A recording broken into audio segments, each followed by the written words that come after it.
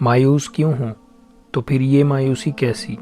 تم جو چاہتے ہو اسے اللہ سے مانگ کر پھر اس کا فیصلہ اسی پر چھوڑ دو۔ تم جو سوچتے ہو اور جو مانگتے ہو تمہیں ہو بہو وہی دیا جاتا ہے۔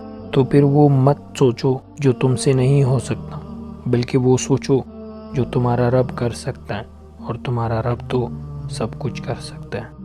پتہ ہے صبر اور انتظار کیا ہے؟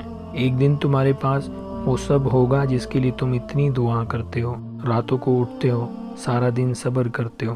اللہ تمہیں وہ سب کچھ دے گا جس کی تم تمنا کرتے ہو۔ تمہارا انتظار رائے گا نہیں جائے گا۔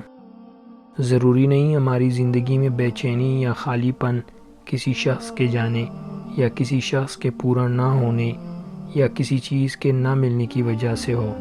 جب ہماری روح پر چھوٹے چھوٹے گناہوں کا بوجھ بڑھ جاتا ہے تو وہ ڈائریکشن مانگتی ہیں، سکون مانگتی ہیں، جو صرف سجدے میں ہے۔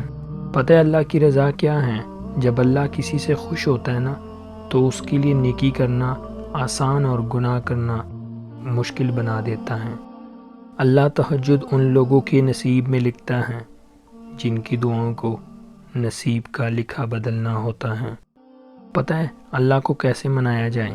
پتہ ہے اللہ کو منانا بہت آسان ہے۔